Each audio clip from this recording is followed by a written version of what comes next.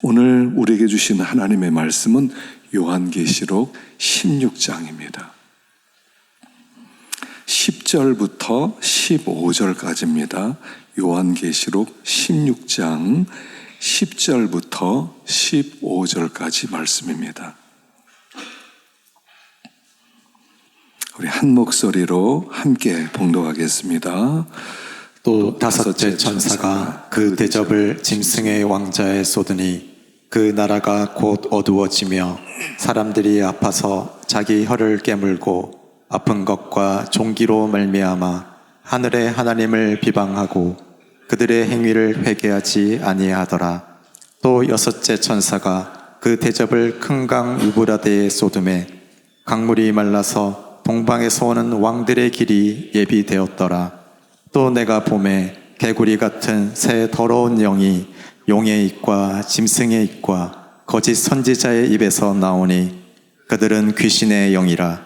이적을 행하여 원천하 왕들에게 가서 하나님 곧 전능하신 이의 큰 날에 있을 전쟁을 위하여 그들을 모으더라.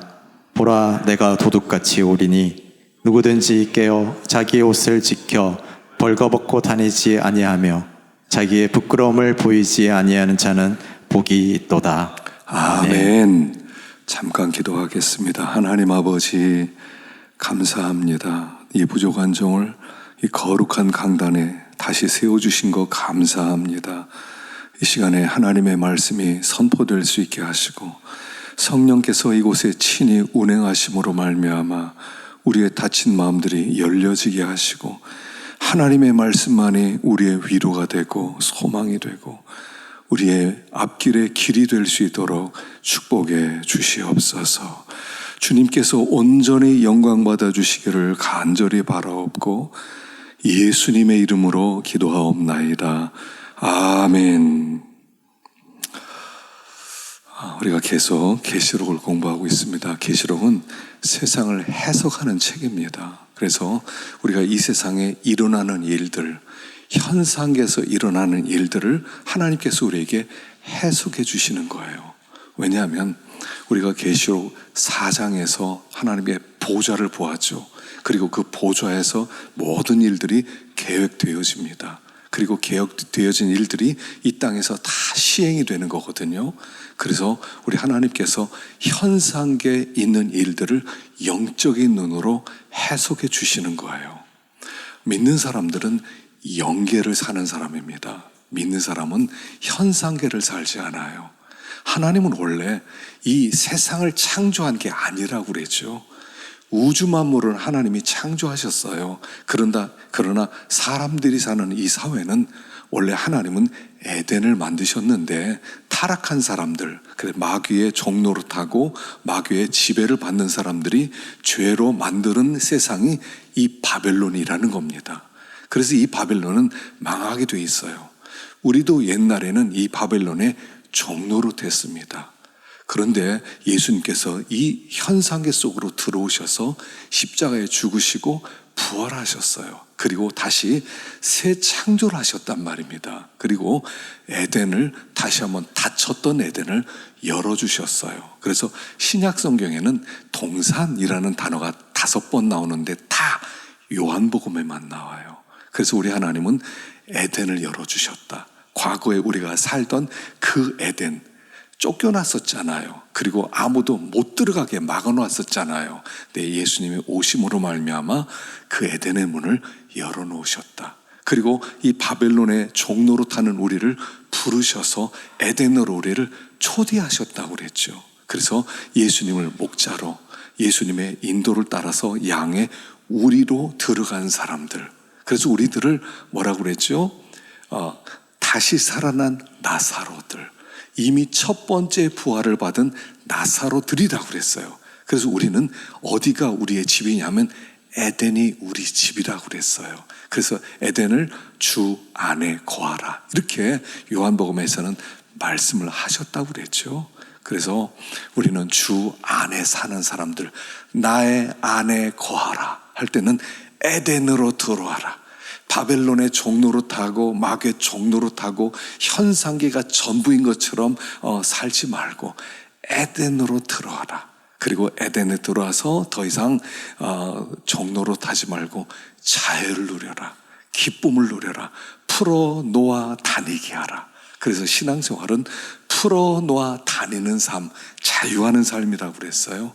기뻐하는 삶이라고 그랬어요. 그런데 그 에덴에 사는 사람을 이 마귀가 시기하기 시작했다고 그랬죠. 그래서 마귀가 귀신의 영들 다 모아가지고 에덴에 사는 성도들 핍박한다고 그랬어요. 그래서 핍박하는 얘기가 계시록에 다 나와서 그 핍박함으로 말미암아 우리는 할 수 없이 전쟁을 하게 돼 있는데 그 전쟁을 아마겟돈 전쟁 이렇게 불렀죠. 아마겟돈 전쟁은 뭐 3차 대전이 일어난다, 뭐 무슨 전쟁이 일어났다, 뭐 이런 얘기를 하는 게 아니에요. 오늘도 뉴스에 보니까 이 이스라엘의 그 팔레스틴에서 다 이렇게 폭탄을 엄청나게 쏟아 부었더라고요. 또 보니까 막 전쟁에 가까운 그런 상태가 지금 벌어지고 있어요. 그러니까 중동의 화약고가 드디어 터졌으니까 뭐 3차 대전이 아니겠느냐. 성경은요, 죄송하지만 3차 대전에 관계없어요. 관심이 없어요. 왜냐하면 이 세상은 하나님의 재앙이 쏟아지는 세상이거든요. 7 인재앙, 7 나팔재앙, 7 대접재앙 막 쏟아지고 있어요. 보니까 인도네시아의 수도 자카르타는 거기 지하수를 하도 많이 써가지고 이제 지하수가 비었는데 그 빈 공간이 이렇게 가라앉으면서 지금 자카르타가 막 가라앉고요. 바닷물이 막 올라오려고 그래서 거기 방 이렇게 제방을 쌓고 그랬어요. 그래서 수도를 이제 이번에 옮긴다고 하더라고요. 이 땅은요, 재앙을 받아요. 하나님의 재앙 가운데 있어요. 전쟁은 이미 예고된 것이에요. 전염병 예고되었어요. 식량 위기 예고되었어요. 자연재해 다 예고되었어요. 쏟아지는 거예요. 그래서 하나님은 이 세상에 하나님의 심판을 쏟아 붓는 세상이기 때문에 하나님의 계획은 뭐냐면 하나님의 백성들을 반드시 구원해내는 것이에요. 그래서 미리 알려주는 거예요. 너희들이 살고 있는 세상은 이런 세상이다. 절대로 편안하지 않다. 이 땅은 멸망이 예고되어 있다. 너희들은 멸망받을 세상에서 내 백성이 되었다. 너희들은 시온의 백성이고 너희들은 새 에덴의 백성이다. 너희들은 이 땅에 속하지 말아라. 제발 현상계에 매여 살지 말아라 하는 그런 말씀을 하고 있다는 거예요. 그래서 계시록에서 이걸 우리에게 보여주고 있단 말입니다. 그래서 어떤 사람들이 하나님의 재앙을 피하지 못하고 멸망을 받느냐, 그 이야기는 어떻게 하면 하나님의 재앙을 피할 수 있느냐는 그런 말씀이 될 수도 있다 하는 것이죠. 자, 한번 살펴보겠습니다. 우리 1절과 2절 1절과 2절 읽어보겠습니다. 시작. 또 내가 들으니 성전에서 큰 음성이 나서 7 천사에게 말하되 너희는 가서 하나님의 진노의 7 대접을 땅에 쏟으라 하더라. 첫째 천사가 가서 그 대접을 땅에 쏟음에 짐승의 표를 받은 사람들과 그 우상에게 경배하는 자들에게 악하고 독한 종기가 나더라. 자, 이제 7 대접, 이제 마지막 재앙입니다. 7 인재앙, 7 나팔재앙, 7 대접재앙. 그러니까 그 재앙의 특징은 뭐라고 그랬습니까? 점점 더 심해진다고 그랬죠. 그래서 주님이 오실 때가 되면 그 재앙이 점점 더 심해지는 것입니다. 어떤 사람에게 임하냐 하면 짐승의 표를 받은 사람과 그 우상에게 경배하는 자들에게 하나님의 징계가, 이 재앙이 쏟아지는 거예요. 짐승에게 절하고 우상을 섬기는 사람들. 그래서 그 믿는 사람들은 어떤 사람이냐면 우상을 섬기지 않는 사람들이라는 뜻이지요. 우리는요, 태어나면서 다 우상 숭배자예요. 태어나면서 세상밖에 안 보여요. 세상에서 무얼 먹지, 세상에서 무얼 마시지, 세상에서 무얼 입지, 어떻게 성공할 수 있지, 어떻게 편하게 살 수 있지, 어떻게 해야 명예를 얻을 수 있지, 이러면서 살아왔다고요. 모든 사람들은 다 우상 숭배자였어요. 근데 우리가 하나님의 은혜를 받아서 부름을 받은 다음에 영적인 눈이 열려지고 보니까 영계가 보여지는 거예요. 하나님이 보여지시는 거예요. 하나님의 살아계신 전능하신 분이 눈에 보이는 거예요. 그러면서 우리는 더 이상 우상 숭배자가 되지 않는 사람이 되었다는 겁니다. 그러니까 우상 숭배는 뭐냐면 현상계예요. 이 땅 자체에 마음을 다 빼앗기고 이 땅 자체에 소망을 두고 이 땅에서 성공하려고 애쓰는 사람, 모든 사람들 다 우상 숭배자라고 얘기하는 거예요. 젊은 사람들이 아이돌이라는 말을 하죠. 너의 아이돌, 우리의 젊은 사람들의 아이돌은 누구냐? 뭐 무슨 블랙핑크의 무슨 지수다, 무슨 BTS의 누구다, 뭐 그러면서 자기 우상이라고 생각해요. 그겁니다. 세상을 마음에 다 둔 사람, 세상에서 잘 되려고 하는 사람, 어떻게든 돈이나 벌어야지, 어떻게 하든 즐겁게 쾌락을 누리며 살아가야지, 어떻게 하든 인기를 얻고 명예를 얻어서 사람들이 다 칭찬하는 사람이 돼야지, 이런 사람들이 우상 숭배자라는 거예요. 그래서 이런 사람들의 특징은 뭐냐면 결국은요, 이렇게 돈과 쾌락과 그런 명예가 우리의 우상인데, 그걸 사랑하는 사람들은요 몸을 섬기는 사람이에요. 몸이에요, 몸. 하나님은 이 몸을 목적화시키지 말라고 그랬어요. 몸은 수단이에요. 너희 몸을 하나님이 기뻐하시는 거룩한 산제물로 드려라. 그 뜻은 뭐냐면 너희 몸이 목적이 아니라 수단이 되게 해라. 너희 몸을 써서 하나님께 영광 돌리는 그 길을 걸어가라, 이런 뜻인데, 우상 숭배자는 몸 자체가 목적이 됐어요. 어떻게 하면 배부르지, 어떻게 하면 멋지게 보이지, 어떻게 하면 성공하지, 그래서 몸에 초점을 맞춘 사람들, 그 사람들이 우상 숭배자다라고 얘기하는 거예요. 그리고 그들에게 내리는 재앙을 보면 몸을 치는 거예요. 자, 이 첫 번째 재앙이 뭡니까? 악하고 독한 종기가 납니다. 몸을 치는 거예요. 몸에 종기가 생기는 거예요. 그래서 몸을 괴롭히는 거예요. 그래서 이 하나님의 재앙은 우상 숭배자들에게 임하는 재앙인데 몸을 치는 재앙이에요. 가만히 보면요, 애굽에 있었던 10가지 재앙도 사실은 다 몸을 치는 거예요. 피재앙, 개구리 재앙, 이재앙, 그 다음에 뭐 파리 재앙, 그 다음에 뭐 악종, 뭐 그 다음 독종, 뭐 메뚜기, 그 다음에 우박, 뭐 이런 것들 다 보면요 몸을 치는 거예요, 몸을. 근데 가만히 생각해 보면요, 왜 애굽 사람들이 10가지 재앙이 내리는데 왜 그들이 돌아서지 않느냐? 이 큰일 났다. 10가지 재앙이 왔다. 우리 빨리 이스라엘 백성 내보내자. 하나님을 섬기자. 이렇게 안 했거든요. 왜냐하면요, 재앙이 재앙처럼 느끼지 않아서 그래요. 몸에 부스러기가 생겼어요. 여러분, 몸에 부스러기 생기고 몸이 안 좋아요. 그럼 어디로 갑니까? 당장 병원으로 가요. 몸에 뭐가 생겼습니다. 그래요. 알았습니다. 째야 됩니다. 수술하고 또 약도 바르고 이렇게 해줍니다. 그러면 어느 정도 또 괜찮아요. 나중에 또 생기더라도. 근데 그게 재앙이라는 거예요. 그러니까 하나님의 재앙을 보면 재앙같이 않게 여겨진다는 거예요. 이번에도 제가 이제 미국에 가면서 그 산불난 지역을 한번 가봤거든요. 산이요, 어마어마하게 탔어요. 여러분, 카나다에 산불이 얼만큼 났었냐면 한반도보다 더 많은 지역에 불이 났어요. 집들이 엄청나게 많이 탔어요. 그런데 나와 관계없어요. 관계없어요. 그러니까 그게 저기는 불났나 보다, 호주에 불났나 보다, 어디에 이렇게 폭우가 몰아쳤나 보다, 나와 관계없으니까 재앙이라고 여겨지지 않는 거예요. 하나님의 대접재앙이 대재앙으로 여겨지지 않는다는 거예요. 그래서 회개하지 않는 거예요. 하나님께서 우상 숭배하는 자들에게 하나님의 재앙을 보내는데, 재앙을 받으면서도 까짓거 이런 종기 정도야, 내가 수술 좀 하고 병원에 가서 치료 좀 받지, 약 좀 먹지, 그럼 괜찮아. 하나님의 재앙이란 말이에요, 그게.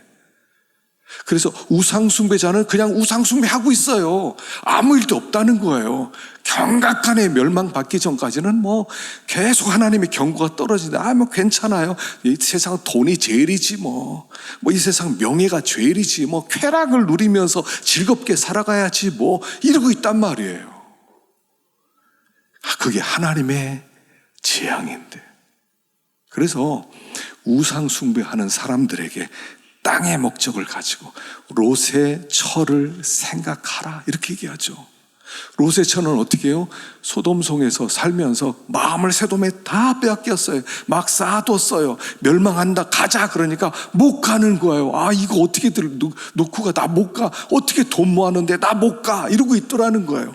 억지로 끌어내서 가는데 불이 떨어지니까 돌아보는 거. 내 재물. 이런 사람들이 하나님의 재앙을 받는다는 거예요. 땅에 마음을 두고 땅에 소망을 두고 땅에 자기 전부를 둔 사람, 배를 신으로 삼는 사람들. 그래서 우리가 이 하나님의 재앙에서 피하려면요, 여기 보십시다.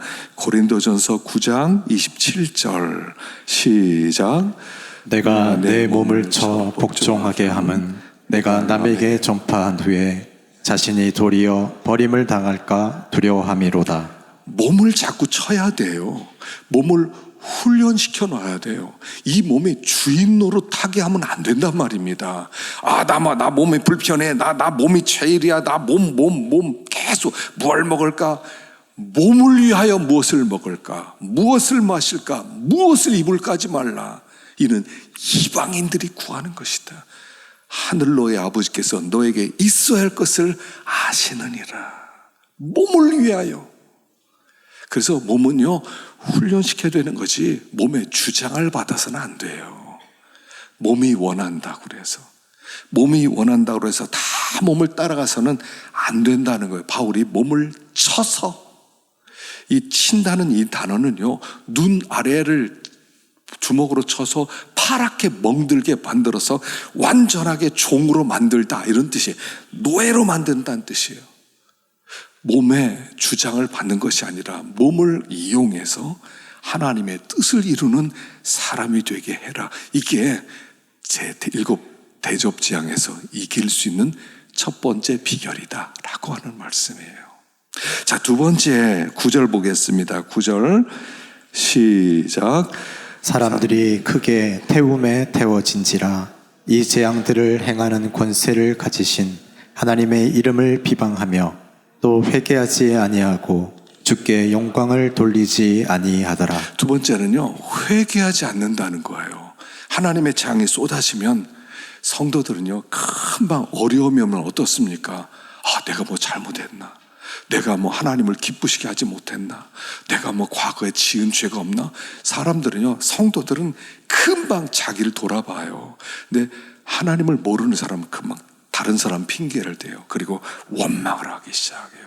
비방을 하기. 세상에 이래서, 사회가 이래서 뒤집어 버려야 돼. 이런단 말이에요. 자기를 보는 게 아니라 세상을 바라봐요. 여러분, 회개는 어디서 나오냐 하면요, 겸손함에서 나와요. 회심, 예수를 믿는 신앙생활의 출발을 회심으로부터 시작한다고 그랬죠. 그래서 중생 받는다는 것은 회심으로부터 시작되는 거예요. 회심이란 게 뭐냐면, 회심이란 이겁니다. 여기 마태복음 5장 기록했는데 회심 얘기가 여기 산산순의 팔복에 나와 있어요. 3절부터 읽어보겠습니다. 시작.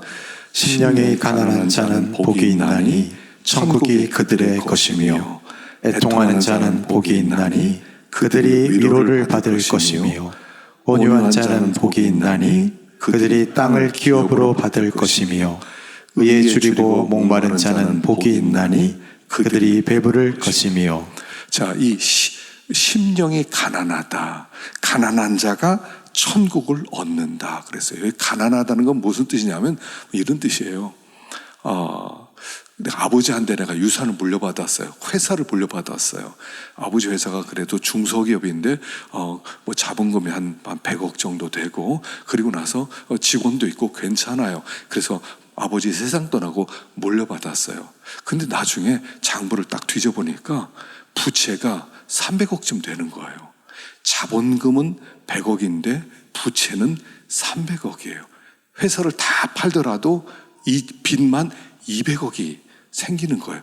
이런 상태에 처한 것을 심령이 가난하다 이런 뜻이에요. 아무것도 없다. 부도 났다. 이제는 마이너스가 된 것밖에 없다 이런 뜻이에요. 내가 일생 살아오면서 우리가 이런 자존심을 가지고 살아가죠. 그래도 내가 잘 살았지.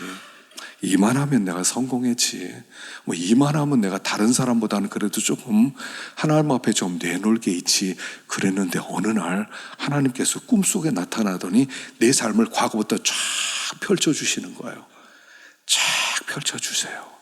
근데 보니까 왜 이렇게 죄를 많이 졌어요? 나는 다 잊어버렸거든요.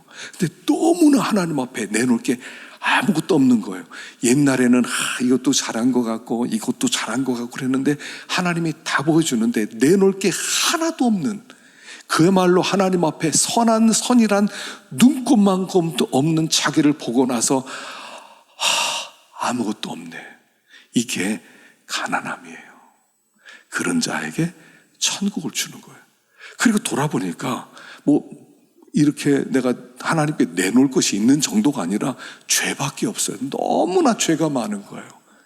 너무나 죄가 많아서 하나님 앞에 그야말로 죄인 투성이로 하나님 앞에 서는 거예요. 더군다나 돌아보니 내가 의를 행할 능력도 없었던 거예요. 보니까 하나님의 말씀을 주시는데 그 말씀을 순종할 능력이 없다는 것도 알게 된 거예요. 그랬을 때 온유한 자가 돼요. 그때 나오는 게 회개예요. 그게 회심이에요. 언제 회개하냐면요, 내가 능력 없다는 거 알고 내가 죄밖에 짓지 못한다는 거, 하나님을 기쁘시게 해야 되겠다는 마음은 있어요. 의롭게 살아야 되겠다는 마음은 누구보다도 굴뚝 같아요. 근데 나는 그 능력을 행할, 의를 행할 능력이 없는 거예요. 의에 줄이고 목마른 자가 복이 있다고 그랬죠. 의로운 자가 복이 있다고 안 했어요. 의에 줄이고 목마른 자가 복이 있다고 그랬어요. 의롭게 살고 싶은데 의롭게 살지 못함으로 말미암아 자기의 가슴을 치는 사람이 복이 있다는 얘기예요. 성경을 자꾸 사람들이 오해해요. 하나님 나한테 의를 요구한다는 거예요. 나는 의롭게 살려고 하는 그런 거 아니에요.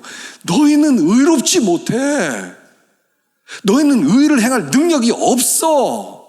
너희들은 어마한 빚이 있는데 이 빚을 갚을 능력이 없어. 그래서 하나님, 나는 빚을 갚을 능력도 없고 선을 행할 능력도 없으면 하나님 어떡합니까? 그게 회개예요. 회개는 교만한 자는 절대로 못해요.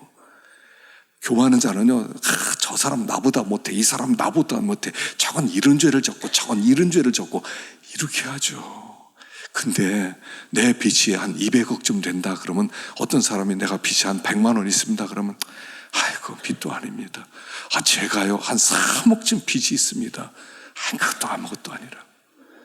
이번에 워싱턴 교회 갔었는데 그 교회 빚이 보니까 800만 달러래요. 800만 달러.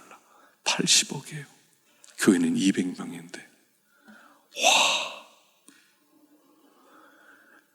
여러분, 이거예요. 내 죄를 보니까 너무나 많아요. 다른 사람들이요, 그건 죄도 아니에요. 저 사람은 저 죄도 아니에요. 내 빚에 비하면 저건 빚도 아니다. 그게 온유함이에요. 그때부터 손가락질로 이런 게 없어요. 그때부터 누가 내가 화를 내고 내가 이런 게 없어져요. 그게 회개예요. 그래서 회개가 없다는 것은 한마디로 교만하다는 뜻이에요. 교만의 극치에 있다. 내가 누군 줄 알아. 난 이렇게 의로워. 난 이걸 행할 수 있어. 안 된다는 거예요. 하나님을 모르는 사람은 그렇게 살아가지만 우리는 대놓을 게 없잖아요. 돌아보니까 대놓을 게 없어요. 이번에 우리 아이 결혼하면서 너무 감사하더라고요. 세 아이 다 결혼시키고 저녁에 가만히 생각하니까 너무 감사해요. 내가 괜찮게 살았나? 그게 아니더라고요. 난 내가 괜찮게 살았다고 생각을 했어요. 그나마 이 정도 했지. 그게 아니더라고요. 그냥 은혜였더라고요. 그게 여호와 하나님의 일이었더라고요. 뭐 잘나서 내가 잘한 줄 알아. 잘나서 뭐가 잘 된 줄 알아요. 잘나서 뭐 하나님이 이렇게 살게 만들어주나. 그래서 깨닫지를 못하는 거예요. 그냥 은혜예요. 자격 없는 자에게 베풀어 주신 하나님의 은혜. 호의예요. 그냥 너 자격 없어. 근데 내가 은혜 베풀어 주는 거야. 그거예요. 그 은혜 받으면 꼭 그래요. 내가 뭐 잘나서 그랬대요. 내가 뭐 잘했대. 돌아보면 잘한 게 많습니까? 돌아보면 의로운 게 그렇게 많아요? 세상 사람은 그래서 회개를 못하는 거예요. 신자는 그래서 회개한 사람이에요. 회개한 사람이에요. 나 같은 죄인 살리신 웬 은혜, 웬 사랑. 내놓을 아무것도 없어요. 그냥 은혜요. 하나님이 얼마나 우리의 사람 정말 아무도 더 못 건드려요. 하나님이 우리를 이렇게 우리 편 들어주세요. 아무도 너 저주 못해. 누가 너 건드려? 아무도 못 건드리지. 내가 사랑하는데, 내가 의롭다는데 감히 누가 너를 죄인 취급하겠어? 너는 복받은 자야. 이게 은혜잖아요. 그래서 늘 하나님 앞에 죄송스러운 거예요. 회개는 그거 같아요. 죄송스러운 마음이에요. 하나님 죄송해요. 그게 그 회개 아니겠어요? 죄송스러운 마음이에요. 하나님 너무 죄송해요. 하나님 너무 송구스러워요. 하나님 고개를 못 들겠어요. 왜 이런 은혜를 자꾸 베풀어 주세요? 이게 신자예요. 이런 사람이 하나님의 재앙을 피할 자다 하는 거예요. 세 번째 보십시다. 세 번째 15절 시작. 보라, 내가 도둑같이 오리니 누구든지 깨어 자기 옷을 지켜 벌거벗고 다니지 아니하며 자기의 부끄러움을 보이지 아니하는 자는 복이 있도다. 깨어서 자기 옷을 지키고 벌거벗고 다니지 않고 부끄러움을 보이지 않는 자는 복이 있도다. 깨어있으란 얘기죠. 깨어있지 못한 자는 재앙 가운데 빠진다고 그랬어요. 자, 그럼 깨어있다는 게 뭐냐 하는 거예요. 깨어서 자기 옷을 지키는 사람, 벌거벗지 않고 수치를 드러내지 않는 사람은 어떤 사람이냐 하는 거죠. 그럼 이거는요, 깨어있다 그래서 뭐 눈을 부릅뜨고 뭐 있는 그런 걸 얘기하는 게 아니라요. 초도에도 말씀드린 것처럼 뭐냐면요, 에덴에 사는 사람을 얘기하는 거예요. 에덴에 사는 사람. 하나님 나를 구원하셨지. 예수님이 나의 목자이시지. 너희는 이 율법책을 내 입에서 떠나지 말고 주야로 묵상하고 그 안에 기록된 대로 행해라. 그러면 평탄할 것이다. 형통하리라. 이거예요. 그냥 주님이 나의 목자다. 목자가 인도하는 대로 따라가자. 말씀대로 순종하면서 따라가자. 그런 사람, 그 사람이 에덴에 사는 사람이고 예수 안에 거하는 사람이고 그 사람이 자기를 지키는 사람이에요.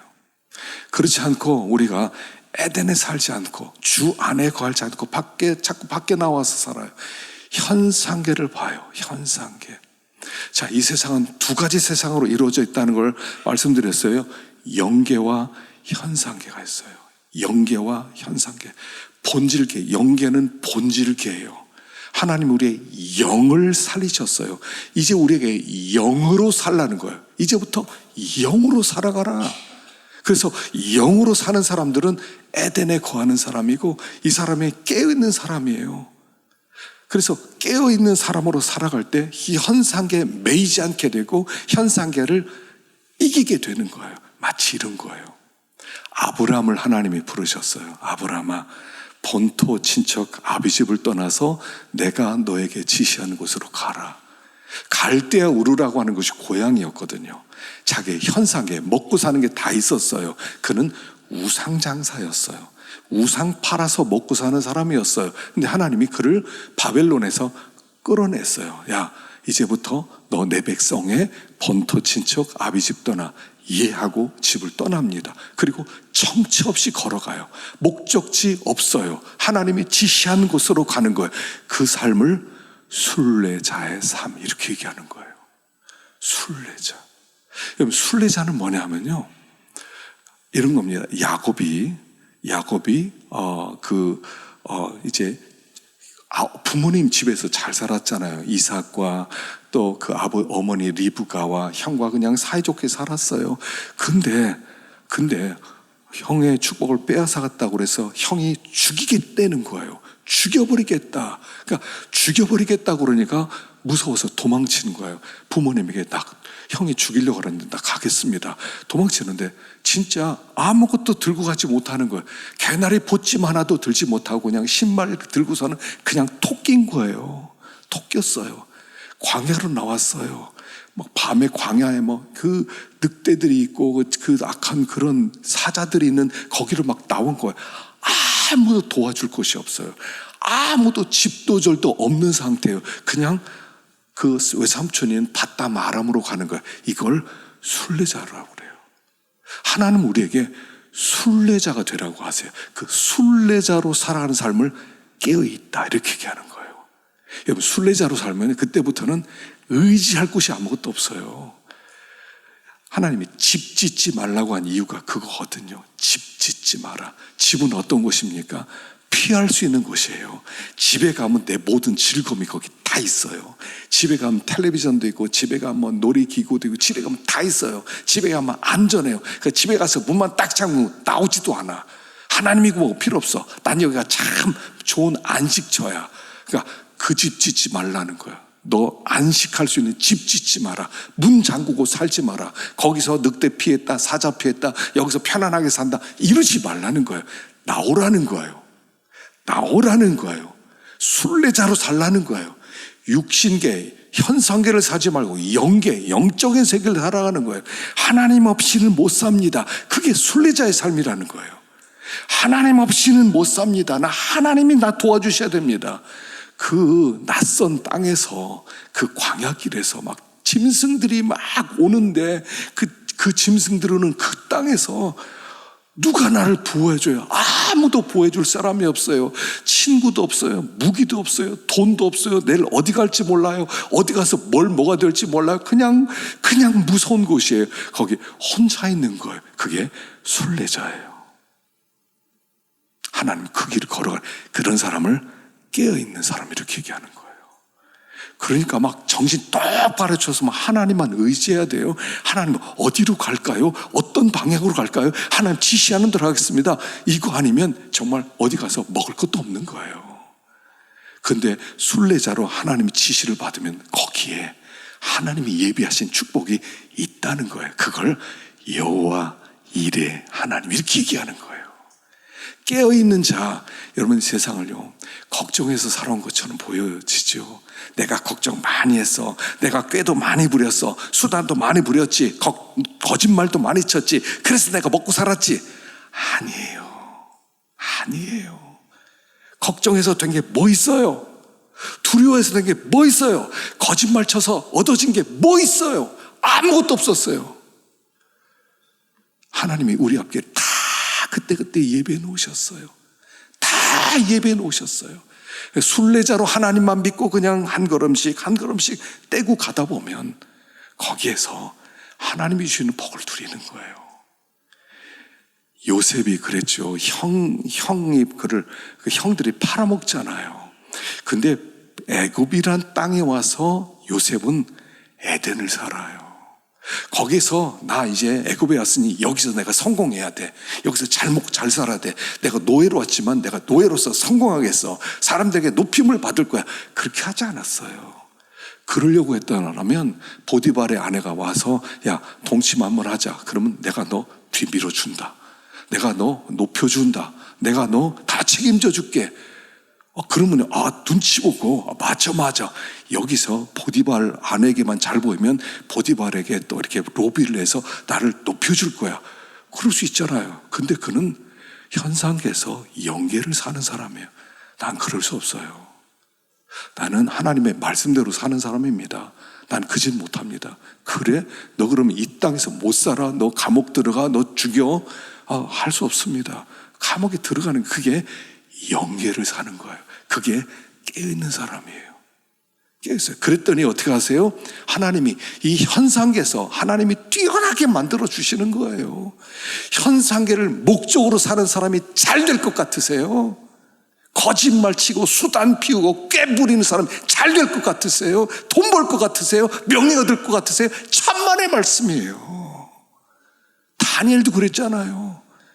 바벨론에서 왕에 잘 보여야 돼. 내가 실력자가 돼야 돼.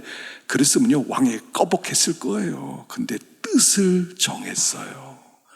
나는 영계를 사는 사람이지 현상계를 사는 사람이 아니야. 현상계에서 성공하기 위해서 여기 있는 게 아니야. 나는 영계를 살아갈 거야. 율법을 내 입에서 떠나지 않고 주야로 묵상하고 그 안에 기록된 대로 행할 거야. 그랬더니 하나님이 탁월하게 만들어 주시는 거예요. 이게 여호와 이레예요. 여호와 이레를 만나세요. 꾀부리고 거짓말치고 수단 피우고 이 짓 하지 말고 이젠 멈춥시다. 우리 그거 멈춥시다. 그리고 술래기를 깨어서 근신하고 자기를 지키며 살아갈 때 부끄럽지도 않고요. 하나님이 망하게 할 것 같아? 아니더라고요. 안 망하게 해요. 안 망하게. 다 놀라운 하나님의 복을 우리에게 주시는 거예요. 그래서 이런 사람이 재앙에서 피하는 사람이 되는 거예요. 그래서 하나님이 믿는 사람은 이런 사람 우상에 매이지 않는 사람이다. 항상 하나님 앞에 죄송스러운 마음으로 돌이키는 사람이다. 그리고 자기를 잘 지켜서 영적인 영계를 사는 사람이 심판을 피하기로 했다. 그래서 우리가 신앙생활을 그냥 평범하게 하면 돼요. 말씀대로 순종하면 평범하면 다른 꾀부리지 않고 수단 피우지 않고 그냥 믿음으로 살면 하나님이 다 채워주시는 거예요. 그 여호와 이레 하나님. 재앙 속에서도 여호와 이레 하나님을 체험하는 우리가 될 수 있기를 간절히 축원합니다. 기도하겠습니다.